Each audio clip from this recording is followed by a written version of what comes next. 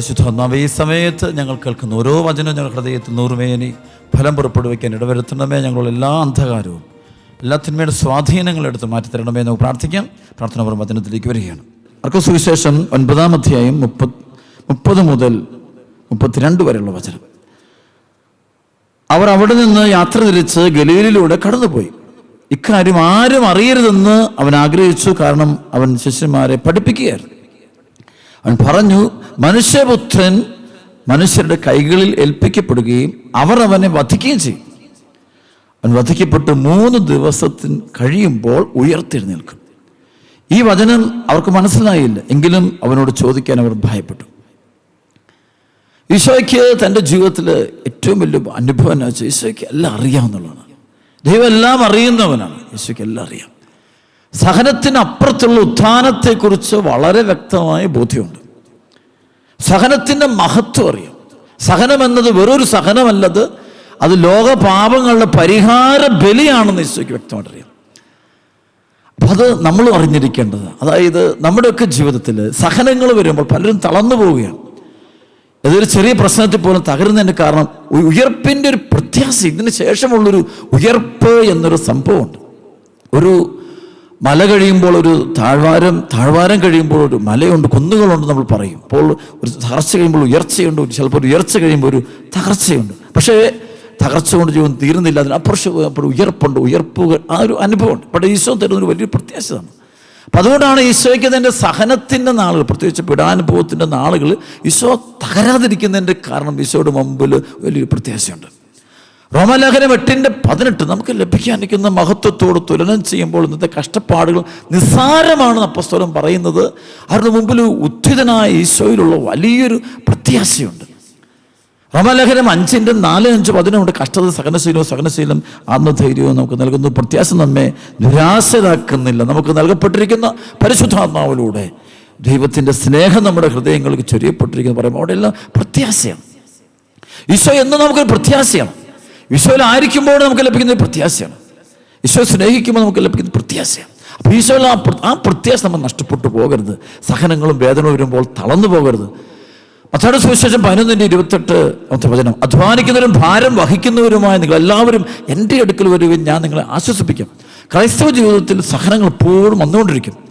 എബ്രായ ലേഖനത്തിൻ്റെ 12:1 നമുക്ക് ചുറ്റും സാക്ഷികളുടെ ഒരു വലിയ സമൂഹമുള്ളത് നമ്മെ അലട്ടത് പാപവും ഭാരവും നമുക്ക് നീക്കിക്കളയാം. നമുക്ക് നിശ്ചയിച്ചിരിക്കുന്ന ഓട്ടപ്പന്തയം സ്ഥിരോത്സാഹത്തോടെ നമുക്ക് ഓടി തീർക്കാം. നമ്മുടെ രക്ഷകൻ നാഥനുമായ യേശുവെ മുന്നിൽ കണ്ടുകൊണ്ട് വേണം ഓടുവാൻ എന്ന് പറയുമ്പോൾ അവൻ്റെ അർത്ഥം ഇതാണ്. നമുക്ക് ചുറ്റും സാക്ഷികൾ, രക്തസാക്ഷി, യേശുയ്ക്ക് വേണ്ടി സഹനം. അപ്പോൾ ഈ സഹനം എടുക്കാനുള്ള കാരണം അവർക്കെല്ലാം ഉയർപ്പിലുള്ള പ്രത്യാശയുണ്ട്, ഉത്ഥാനത്തിലുള്ള പ്രത്യാശയുണ്ട്. അവർ ജീവിതം പുണ്യപ്പെട്ട ജീവിതം നയിച്ചതിൻ്റെ കാരണം ഈശോ ഞങ്ങൾ ഉയർപ്പിക്കുമെന്നുള്ള വലിയ ഒരു പ്രത്യാശ അവരുടെ ഹൃദയത്തിൽ നിറഞ്ഞു നിൽക്കുകയാണ്.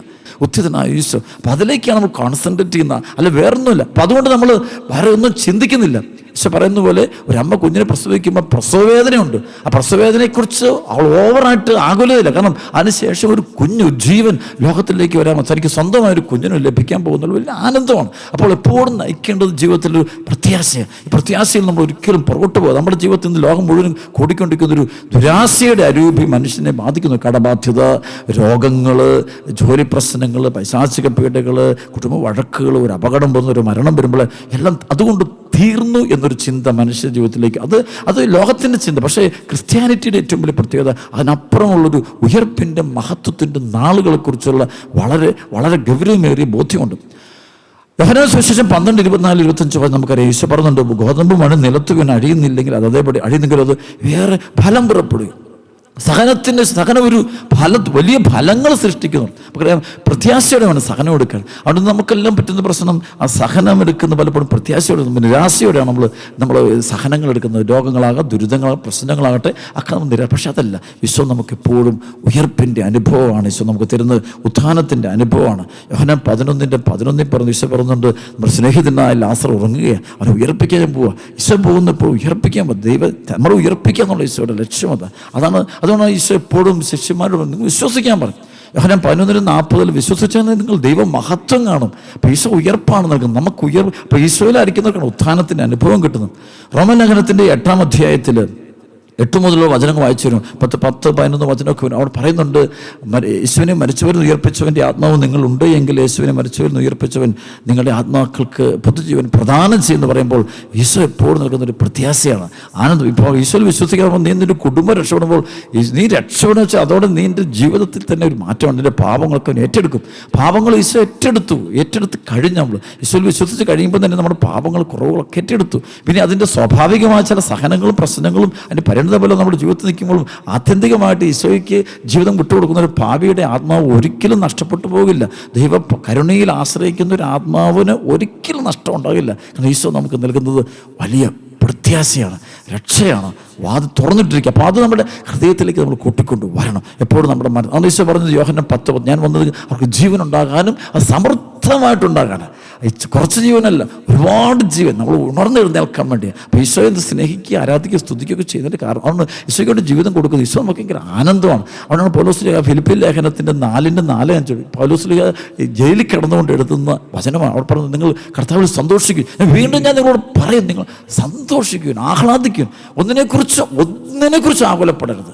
ഒരാകുലതയും വേണ്ടെന്ന് ഈശോ പറഞ്ഞത്. കാരണം എന്താ വെച്ചാൽ ഈശോ ഉണ്ട്. ഈശോ നമ്മുടെ ജീവിതം ഏറ്റെടുത്ത് കഴിഞ്ഞു. ഈശോ നമ്മുടെ സ്വന്തം നമ്മളെ ഏറ്റെടുത്ത് കഴിഞ്ഞു. നമ്മുടെ പ്രശ്നങ്ങൾ ഏറ്റെടുത്ത് കഴിഞ്ഞു. പാപം ഏറ്റെടുത്ത് നമ്മുടെ കണ്ണുനീര് നമ്മളെ മുഴുവൻ ഈശോ സ്വന്തമാക്കി കഴിഞ്ഞു. അപ്പോൾ ആ ഒരു ബോധ്യം നമ്മുടെ മനസ്സിൽ സൂക്ഷിക്കണം. പലപ്പോഴും നമുക്ക് നഷ്ടപ്പെട്ടു പോകുന്നു ഈ വലിയൊരു പ്രത്യാശയാണ്. ഈ പ്രത്യാശ നഷ്ടപ്പെട്ടു പോകുന്നതുകൊണ്ടാണ് നമ്മൾ പലപ്പോഴും ജീവിതത്തിൽ ഈ ഭൂമിയിലുണ്ടാകുന്ന ഓരോ പ്രശ്നങ്ങൾ കൊണ്ട് അവിടെ നമ്മൾ തളർന്നു പോകുന്നു. വീടില്ല, ജോലിയില്ല, അല്ലെ വിവാഹം നടന്നില്ല, എന്ത് പ്രശ്നമുണ്ടായി, രോഗിയായ കുഞ്ഞുങ്ങളുണ്ട്. അപ്പോൾ ജീവിതം തീർന്നു ഇല്ല. ഈശോയ്ക്ക് ജീവിതം കൊടുത്തിരിക്കുന്ന കഴിവുള്ള ഒരാൾ കഴിവില്ലാത്തവരാണെങ്കിലും അപ്പോൾ അവർക്ക് അതിനുള്ളൊരു മഹത്വം ഈശോ സ്വന്തമാക്കി കഴിഞ്ഞു. അവരെ ഉയർത്തെഴുന്നേൽക്കും. അവരും ഈശോയെ സ്വന്തമാക്കി കഴിഞ്ഞു. നമ്മൾ ഉദ്ദേശിക്കാലും വേഗത്തിൽ അവർ സ്വന്തമാക്കും. അപ്പോൾ ആരാണ് ഈശോ സ്വന്തമാക്കുക? ഈശോ സ്വന്തമാക്കുക എന്നുള്ളതാണ് ഏറ്റവും പ്രധാനപ്പെട്ട കാര്യം. അപ്പോൾ നമ്മുടെ ഉള്ളിൽ ഒരിക്കലും പ്രത്യാശ നഷ്ടപ്പെട്ടു പോകരുത്. അവിടെ പൗലോസ് സഹനത്തിൻ്റെ നാളുകളിലും വേദനയും നടുവിലും പറയുന്നുണ്ട്, ഞാൻ ഈശോയിൽ വിശ്വസിക്കുന്നു, നന്ദി പറയുന്നു.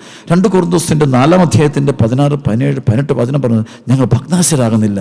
ഞങ്ങൾ ബാഹ്യ മനുഷ്യൻ ക്ഷയിച്ചുകൊണ്ടിരിക്കുകയാണെങ്കിൽ ആന്തരിക മനുഷ്യൻ അനുദിനം നവീകരിക്കപ്പെടുന്നു. ഞങ്ങൾ ക്ലേശങ്ങൾ നിസ്സാരവും ക്ഷണികവുമാണ്. അവിടെ ഫലമോ അനുഭവമായ മഹത്വവും ദൃശ്യമായവയല്ല അദൃശ്യമായവയാണ് ഞങ്ങളുടെ ലക്ഷ്യം. ദൃശ്യങ്ങൾ നശ്വരങ്ങളാണ്, അദൃശ്യങ്ങൾ അനശ്വരങ്ങളോ. ഞങ്ങൾ ഭഗ്നാശരാകുന്നില്ല. നിരാശയോട് പോകും. ഞങ്ങൾ ബാഹ്യ മനുഷ്യൻ ക്ഷയിച്ചുകൊണ്ടിരിക്കുന്നു, ആന്തരിക മനുഷ്യൻ അനുദിനം നവീകരിക്കപ്പെട്ടുകൊണ്ടിരിക്കുക. നവീകരണ സംഭവം. അപ്പോൾ ശരിക്കും സഹനം ഞങ്ങളെ നവീകരിക്കുക, ഞങ്ങൾ കൂടുതൽ വിശുദ്ധിയുള്ളവരാക്കി മാറ്റി. അതാണ് 1 പത്രോസ് 4, 1, 2, 3 വചനം പറയുന്ന പോലെ, ശരീരത്തിൽ പീഡനമേറ്റ യേശുക്രിസ്തുവിൻ്റെ മനോഭാവം നിങ്ങൾക്ക് ആയുധമായിരിക്കട്ടെ. ശരീരത്തിൽ പീഡനമേറ്റവൻ പാപത്തോട് വിട വാങ്ങിയിരിക്കുന്നു. അപ്പോൾ ശരീരത്തിൽ പീഡനമേറ്റ ക്രിസ്തു നിങ്ങൾക്ക് മനോഭാവം, ശരീരത്തിൽ പീഡനം വരുമ്പോൾ നിങ്ങൾ പേടിക്കരുത്. അത് നിങ്ങൾക്ക് വളർച്ചയ്ക്കും ഉയർച്ചയ്ക്കും കാരണമായി തീരുമെന്നാണ് ദൈവത്തിൻ്റെ വചനം നമുക്ക് പറഞ്ഞു തരുന്നത്. ആണ് പൗലോസ് പറയുന്നുണ്ട് 2 കൊരിന്തോസിൻ്റെ 6-ാം അധ്യായത്തിൽ പൗലോസ് 4 മുതൽ വചനം, മറിച്ച് എല്ലാ വിധത്തിലും ദൈവത്തിൻ്റെ ദാസന്മാരാണ് ഞങ്ങൾ അഭിമാനിക്കും. വലിയ സഹനത്തിൽ, പീഡകളിൽ, ഞെരുക്കങ്ങളിൽ, അത്യാഹിതങ്ങളിൽ, മർദ്ദനങ്ങൾ, കാരാഗ്രഹങ്ങളിൽ, ലഹളകളിൽ, അധ്വാനങ്ങളിൽ, ജാഗരണത്തിൽ, വിശപ്പിൽ, ശുദ്ധതയിൽ, ജ്ഞാനത്തിൽ, ക്ഷമയിൽ, ദയയിൽ, പരിശുദ്ധാത്മാവിൽ, നിഷ്കളങ്ക സ്നേഹത്തിൽ, സത്യസന്ധമായ വാക്കുകൾ, ദൈവത്തിൻ്റെ ശക്തിയിൽ, വലത് കൈയിലും ഇടത് കൈയിലുമുള്ള നീതിയുടെ ആയുധത്തിൽ, ബഹുമാനത്തിലും അവമാനത്തിലും, സൽകീർത്തിയിലും ദുഷ്കീർത്തിയിലും ഞങ്ങൾ അഭിമാനിക്കുന്നു. കാരണം ഇതൊന്നും ഞങ്ങളെ ബാധിക്കില്ല. ഇതെല്ലാം ഈശോ ഞങ്ങൾ ഏറ്റെടുത്തു. ഈശോ ഞങ്ങളുടെ ബലഹീനതകൾ ഏറ്റെടുത്തവരാ, കുറവുകൾ ഏറ്റെടുത്തു, ഞങ്ങൾ പാവങ്ങൾ ഏറ്റെടുത്തു. ഈശോയിൽ അപ്പോൾ ഈശോ ഞങ്ങൾ ഉയർപ്പിക്കും. അത് വലിയ ഫെയ്ത്താണ്. ഈശോയ്ക്ക് വിട്ടുകൊടുക്കുക. അത് നമുക്കറിയാം. നല്ലകളും കുരിശിൽ കിടന്നുകൊണ്ട് പ്രാർത്ഥിക്കുന്നത് അവന് പ്രത്യാശ ഇല്ലാതെ, ശരിക്കും മുഴുവൻ അവന് പ്രാർത്ഥന പ്രത്യാശ ഉണ്ടെങ്കിലും പ്രത്യാശ ഇല്ലായ്മയുണ്ട്. കർത്താവേ, അങ്ങ് രാജ്യത്തിലായിരിക്കും എന്നെ കൂടി ഓർക്കണം, എന്നെ കൊണ്ടുപോകണമെന്ന് പോലും അവൻ പറയുന്നില്ല. അവന് പ്രത്യാശയൊന്നും, അവന് ഉറപ്പില്ല. കാരണം അവനറിയാം പാപിയായതുകൊണ്ട് അവന് സ്വർഗത്തിൽ കയറാൻ പറ്റത്തില്ല. പക്ഷേ അവൻ അവിടെ ചെല്ലുമ്പോൾ എന്നെ ഓർത്തേക്കണം മാത്രം. അപ്പം അവൻ്റെ ഉള്ളിലെ ചിന്ത അവനൊരിക്കലും രക്ഷപ്പെടില്ല എന്നുള്ള ചിന്തയാണ് കിടപ്പുണ്ട്. ഉള്ളിൽ അവൻ്റെ ആ വാക്കെടുക്കുക. പക്ഷേ അതേസമയം ഈശോ അവനോട് പറയുന്നു, ഇന്ന് നീ എന്നോട് കൂടെ പർദീസായിലായിരിക്കും.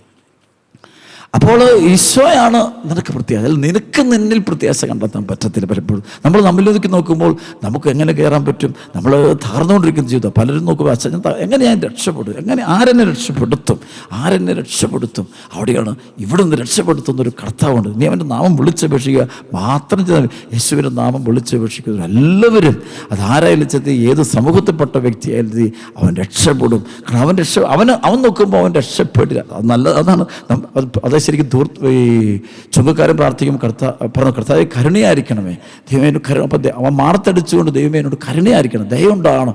കാരണം അവന് ദയ മാത്രം അവന് രക്ഷപ്പെടുമെന്നൊരു സംശയം എൻ്റെ ഉള്ളിൽ കിടപ്പം. അവൻ കരുണയ്ക്ക് വേണ്ടി പ്രാർത്ഥിക്കണം. അതൊരു സംശയം, ഇത് നല്ലകളുടെ ഉള്ളിൽ ഒരു സംശയം കിടപ്പുണ്ട് രക്ഷപ്പെടുമെന്ന്. പക്ഷേ അവൻ ഈശോയോട് പറഞ്ഞു, അവൻ ഒറ്റ വാക്ക് എന്നെ ഓർക്കണമെന്ന് പറഞ്ഞപ്പോൾ ഈശോ പറഞ്ഞു ഞാൻ രക്ഷപ്പെടുത്തും. അതാണ് ഈശോ, നിനക്ക് രക്ഷപ്പെടുമല്ലോ പറഞ്ഞു. ചില ആളുകൾ നമുക്കറിയാം കൗൺസിലിങ്ങിനും പ്രാർത്ഥനയ്ക്ക് വരുമ്പോൾ അല്ല അച്ഛൻ ഞാൻ രക്ഷപ്പെടാം, ആരും നോക്കുക അച്ഛനല്ല, ആരും നോക്കിയാൽ രക്ഷപ്പെടില്ല അച്ഛോ, പ്രാർത്ഥിച്ചിട്ടും കാര്യമൊന്നുമില്ല അച്ഛോ, ഭയങ്കര കടുത്ത നിരാശ. കണവൻ നോക്കുമ്പോൾ അവന് ശരിയാണ്, അവൻ്റെ ചെയ്ത കാര്യകാലം. പക്ഷെ അവിടെ ഈശോ നൽകുന്നത് വലിയൊരു ജീവനും പ്രത്യാശയും ഉയർപ്പാണ്. എൻ്റെ പ്രിയപ്പെട്ട മക്കൾ, നമുക്ക് റിസറക്ഷൻ എന്ന വാക്കിൻ്റെ അർത്ഥം ഉയർത്തെഴുന്നേൽക്കുക എന്നുള്ള ഉയർപ്പാണ്. കർത്താവ് നമ്മൾ ഉയർപ്പിക്കുന്നു. നമ്മുടെ ജീവൻ, നമ്മുടെ മനസ്സിനെ, നമ്മുടെ ഹൃദയത്തെ, കുടുംബത്തെ ഉയർപ്പിക്കുന്നവനാണ്, അല്ലാതെ കൈവിടുന്നവനല്ല. കൈവിടുന്നൊരു ദൈവത്തെയല്ല നമ്മൾ കണ്ടുമുട്ടുന്നു, ഒരിക്കലും അല്ല. നമുക്കറിയാം ശിഷ്യന്മാർ വള്ളത്തിൽ യാത്ര ചെയ്യുമ്പോൾ, ബോട്ടിൽ യാത്ര ചെയ്ത സമയത്ത് കൊടുങ്കാറ്റ് ആഞ്ഞടിച്ചു. ഈശോ കിടന്നുറങ്ങുക. അവരെല്ലാം കിടന്ന് പേടിച്ച് നിലവിളിച്ച് ഗുരുവെ രക്ഷിക്കാൻ.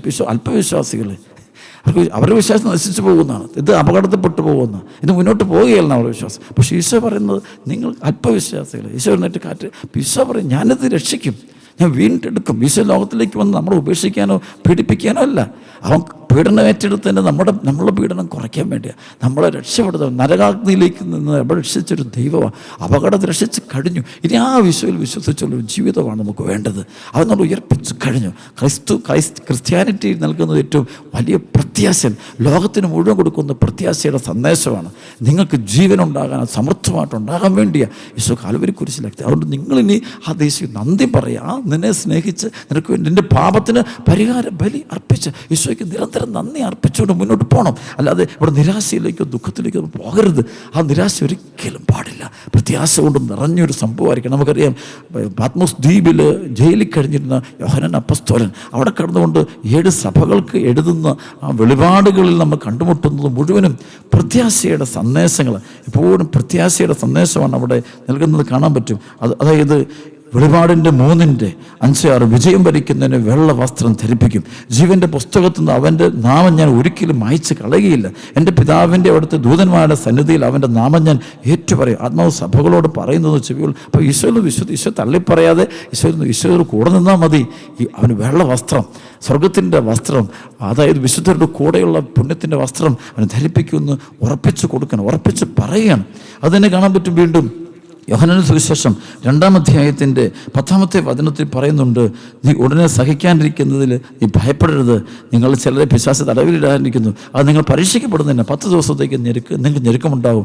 മരണം വരെ വിശ്വസ്തനായിരിക്കുക, ജീവൻ്റെ കിരീടം നിനക്കിലും. നീ ദൈവത്തോട് വിശ്വസ്ത കാണിക്കുക, കർത്താവിൽ വിശ്വാസം കളയാതെ ഈശോയാണ് എൻ്റെ ദൈവമെന്നും കർത്താവെന്നും ഹൃദയത്തിൽ ഏറ്റു പറയുന്നത്. ഇത് പറഞ്ഞുകൊണ്ടിരിക്കുന്ന നിമിഷത്തെ തന്നെ എൻ്റെ പ്രിയപ്പെട്ട സഹോദരങ്ങളെ, നമ്മളിലേക്കെല്ലാം ദൈവത്തിൻ്റെ പരിശുദ്ധാത്മാവിൻ്റെ അതിശക്തമായ അഭിഷേകം, കൃപകൾ ഒഴുകുന്നുണ്ട്. നീ പ്രത്യാശയുടെ മകനായിട്ടും മകളായിട്ടും നീ മാറണം. നീ വലിയ പ്രത്യാശയുടെ ജീവിതമായിട്ട് നീ മാറട്ടെ. നിൻ്റെ ജീവിതത്തിൽ ഒരിക്കലും നിരാശയോ ദുഃഖമോ കടന്നു വരരുത്. അത് ക്രിസ്ത്യാനിറ്റിക്ക് നിരാശയില്ല, ആനന്ദം മാത്രമേ ഉള്ളൂ. ആനന്ദത്തിൻ്റെ മക്കളാണ് നമ്മൾ. എവിടെയും ആനന്ദിക്കണം, നമ്മൾ നന്മയിൽ മാത്രം പ്രത്യാശ അർപ്പിക്കണം. എവിടെയും കർത്താവ് സഭയെ പരിപാലിക്കുന്നു, നമ്മളെല്ലാം സഭയെ പരിപാലിക്കും. കർത്താവാണ്, കർത്താവ് വഴി നടത്തും.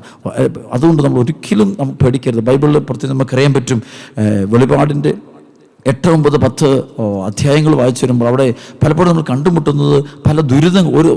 7 കാഹളം പിടിച്ചിരുന്ന 7 ദൂതന്മാർ അവർ ഓതാൻ തുടങ്ങി. 1-ാം കാഹളം മുഴങ്ങി, കുറേ അപകടം, 2-ാമത്തെ കാഹളം, അങ്ങനെ ഓരോന്ന് പറഞ്ഞു. 1-ാമത്തെ ദുരിതം കടന്നുപോയി, ദുരിതങ്ങൾ ഇനിയും വരാനിരിക്കുന്നു. ദുരിതങ്ങളെല്ലാം വരും, ലോകാവസാനം വരെ നമുക്ക് ദുരിതങ്ങൾ കാണും, ഒന്നിനു പുറകെ ഒന്നായിട്ട് ദുരിതം. പക്ഷേ അവിടെയും നമ്മളെ നയിക്കുന്നത്, വിശ്വസിക്കേണ്ടത്, ഈ ദുരിതമൊന്നും നമ്മളെ ബാധിക്കില്ല. അതിൻ്റെ മുകളിലൂടെ കർത്താവ് നമ്മെ കൂട്ടിക്കൊണ്ട് പോകുമെന്നുള്ള വലിയൊരു ആത്മവിശ്വാസം ശരിക്കും ദൈവവിശ്വാസം നമ്മുടെ ഹൃദയത്തിൽ നിറയെ ഉണ്ടായിരിക്കണം. അതുതന്നെയാണ് ഇവിടെ നമ്മൾ കണ്ടുമുട്ടുന്ന, നമുക്കറിയാവുന്ന യോനാ പ്രവാചകൻ്റെ പുസ്തകത്തിൽ യോനാ പ്രവാചകൻ പ്രാർത്ഥിക്കുന്നുണ്ടല്ലോ. അതായത് 2-ാം അധ്യായത്തിൻ്റെ 1 മുതൽ വചനത്തിൽ, മത്സ്യത്തിൻ്റെ ഉദരത്തിൽ വെച്ച് യോന തൻ്റെ ദൈവമായ കർത്താവിനോട് പ്രാർത്ഥിച്ചു, എൻ്റെ കഷ്ടതയിൽ ഞാൻ കർത്താവിനെ വിളിച്ചപേക്ഷിച്ചു, അവിടെ നിന്ന് എനിക്ക് ഉത്തരം വരില്ല. പാതാളത്തിൻ്റെ ഉദരത്തിൽ നിന്ന് ഞാൻ നിലവിളിച്ചു, അവിടെ നിന്ന് എൻ്റെ നിലവിളി കേട്ടു. അവിടെ നിന്ന് ആഴത്തിലേക്ക്, സമുദ്രമധ്യത്തിലേക്ക് വലിച്ചെറിഞ്ഞു. പ്രവാഹം എന്നെ വളഞ്ഞു, അങ്ങയുടെ തിരമാലകൾ എൻ്റെ മുകളിലൂടെ കടന്നുപോയി. അപ്പോൾ ഞാൻ പറഞ്ഞു, അങ്ങയുടെ സന്നിധിയിൽ ഞാൻ നിഷ്കാസിതനായിരിക്കുന്നു, അങ്ങയുടെ വിശുദ്ധ മന്ദിരത്തിലേക്ക് ഇനി എങ്ങനെ ഞാൻ നോക്കും? സമുദ്രം എന്നെ വലയം ചെയ്തിരിക്കുന്നു, ആടി എന്നെ ചുറ്റിയിരിക്കുന്നു, പായൽ എൻ്റെ തല വരിഞ്ഞ് മുറുക്കിയിരിക്കുന്നു, പർവ്വതങ്ങൾ വേര് പാകിയിരിക്കുന്ന സമുദ്രത്തിൻ്റെ അടിത്തട്ടിലേക്ക് ഞാൻ ഇറങ്ങിച്ചെന്നു, അതിൻ്റെ ഒടാമ്പലുകൾ എന്നെ എന്നേക്കുമായി അടച്ചു പൂട്ടി. എങ്കിലും എൻ്റെ ദൈവമായ കർത്താവെ, അങ്ങ് എൻ്റെ ജീവനെ പാതാളത്തിൽ നിന്ന് പൊക്കിയെടുത്തു. എൻ്റെ ജീവൻ മരവിച്ചപ്പോൾ ഞാൻ കർത്താവിനെ ഓർത്തു. എൻ്റെ പ്രാർത്ഥന അങ്ങയുടെ അടുക്കൽ, അങ്ങയുടെ വിശുദ്ധ മന്ദിരത്തിലെത്തി. വ്യർത്ഥവിഗ്രഹങ്ങളെ പൂജിക്കുന്നവർ തങ്ങൾ വിശ്വസ്തത വെടിയുന്നു. എന്നാൽ ഞാൻ ബലികളോടെ അങ്ങേക്ക് ബലികൾ അർപ്പിക്കും. ഞാൻ എൻ്റെ നേർച്ചകൾ നിറവേറ്റും. കർത്താവിൽ നിന്നാണ് രക്ഷ. കർത്താവ് മത്സ്യത്തോട് കൽപ്പിച്ചു, അത് യോനായി കരയിലേക്ക് ഛർദ്ദിച്ചിട്ടു. നോക്കി, ആ കടലിൻ്റെ ആഴത്തിൽ കഴിയുമ്പോൾ മരണ വെപ്രാളം തീർന്നു. ഇനി അപ്പോൾ അവൻ ദൈവത്തെ ഓർത്തുന്നു. ഞാൻ കർത്താവിനെ ഓർത്തു. എൻ്റെ പ്രാർത്ഥന ദൈവസന്നിധിയിലെത്തി. ദൈവം അവിടുന്ന് ഇടപെട്ടു. അവിടുന്ന് എന്നെ കരയിലേക്ക് കൊണ്ടുവന്നു. എന്നെ കരകയറ്റുന്നു ദൈവം. അപ്പോൾ അവിടെ ഉപേക്ഷിക്കുന്നു നമ്മുടെ ദൈവം. നമ്മൾ എവിടെ കുഴിയിൽ എത്ര ആഴിയുടെ ആഴങ്ങൾ പ്രശ്നങ്ങൾ നടുവിലും കഴിയുമ്പോഴും അവിടെ കർത്താവ് നമ്മൾ ഉയർപ്പിക്കുക. അവിടെ കർത്താവിൽ നിന്ന് മാറിപ്പോകരുത്. ചില സഹനങ്ങളും ചില വേദനകളൊക്കെ ദൈവം നമുക്ക് തരുമ്പോൾ നമ്മളവിടെ തളർന്നു പോകാതിരുന്നാൽ മാത്രം മതി. ഇതിനപ്പുറം ദൈവം നമ്മെ ഉയർത്തും. വലിയ അന്ന് ബൈബിൾ നൽകുന്ന പ്രതീക്ഷ നൽകുന്നത് ഉയർപ്പാണ്. ഈശോ നമുക്കത് വലിയ പ്രത്യാശ, റിസറക്ഷനാണ്, ഉത്ഥാനമാണ്. ഉത്ഥാനത്തിൻ്റെ രഹസ്യമാണ് ബൈബിൾ മുഴുവൻ, സഭ മുഴുവൻ ഉത്ഥാനം ആഘോഷിക്കുന്ന. നമ്മുടെ കർത്താവിൻ്റെ ഉത്ഥാനവും നമ്മുടെ ഉത്ഥാനവും നമ്മളിപ്പോഴേ നമ്മൾ ആഘോഷിച്ചുകൊണ്ടിരിക്കുകയാണ് തിരുസഭ. നമ്മുടെ മരിച്ചവരുടെ ഉത്ഥാനവും യേശു ക്രിസ്തുവിൻ്റെ ഉത്ഥാനവും ഒരുമിച്ച് ആഘോഷിക്കുന്നവർ നമ്മൾ. അപ്പോൾ നമ്മുടെ പലപ്പോഴും നമ്മുടെ മനുഷ്യ സ്വഭാവത്തിൽ നമുക്ക് നിരാശ വരും. അത് ചെയ്തു, ഇത് ചെയ്തു, എൻ്റെ ജീവിതം തകർന്നുപോയി, ഇനി എനിക്ക് ജീവിതമില്ല, എനിക്ക് എൻ്റെ ആത്മരക്ഷ ഉണ്ടാവുമോ? പലപ്പോഴും ഇല്ല. ഈശോയിലേക്ക് വന്നു കഴിയുമ്പോൾ കർത്താവിൻ്റെ തിരുശരീരത്തിൽ അവയവമായി തീർന്ന നമ്മെ കർത്താവാണ് ഉയർപ്പിക്കുന്നത്. അപ്പോൾ അവിടെ ഒരിക്കലും ഒരു ശതമാനം പോലും സംശയമോ ദുഃഖമോ നിരാശയോ ഉള്ളിൽ സൂക്ഷിക്കാൻ പാടില്ല. നേരം മറിച്ച് എൻ്റെ ദൈവം എന്നെ ഉയർപ്പിക്കുമെന്നുള്ള വലിയ വലിയ ഒരു പ്രത്യാശ നമ്മുടെ ഹൃദയത്തിൽ നമ്മൾ സൂക്ഷിക്കണം. എഫെസൂസ് ലേഖനത്തിൽ പറയുന്നത് പോലെ ദൈവം തൻ്റെ മഹത്വത്തിൻ്റെ സമ്പന്നതയിൽ നിന്ന് യേശു ക്രിസ്തു വഴി, ഫിലിപ്പി ലേഖനത്തിൽ 4:18-19 പറയുന്നത് പോലെ ദൈവം തൻ്റെ മഹത്വത്തിൻ്റെ സമ്പന്നതയിൽ യേശു ക്രിസ്തു വഴി എനിക്ക് വേണ്ടതെല്ലാം ചെയ്തു തരും. എനിക്ക് വേണ്ടത് നമുക്ക് വേണ്ടതെല്ലാം തരും. എൻ്റെ ദൈവം തൻ്റെ മഹത്വത്തിൻ്റെ സമ്പന്നതയിൽ നമുക്ക് യേശു ക്രിസ്തു വഴി നമുക്ക് വേണ്ടതെല്ലാം തരും. അപ്പോൾ ആ ഒരു പ്രത്യാശ എത്ര പ്രശ്നത്തിനുള്ളിലും ആരൊക്കെ നമ്മൾ ഉപേക്ഷിച്ചാലും ആരെല്ലാം നമ്മൾ തള്ളിപ്പറഞ്ഞാലും ഈശോ നമ്മെ തള്ളിപ്പറയില്ല. ഈശോ നമ്മെ ഉപേക്ഷിക്കില്ല. ഈശോ നമ്മെ മറക്കില്ല. ഈശോ ശിഷ്യന്മാരോട് പോലും പറയുന്നുണ്ട്, സഹനപ്പെടാനും കഴിയുമ്പോൾ നിങ്ങളുടെ അടുത്തേക്ക് ഞാൻ വരും, ഞാൻ വീണ്ടും വരും, അപ്പോൾ നിങ്ങളുടെ ദുഃഖം സന്തോഷമായിട്ട് മാറും. അപ്പോൾ അതൊരു അനുഭവമാണ്.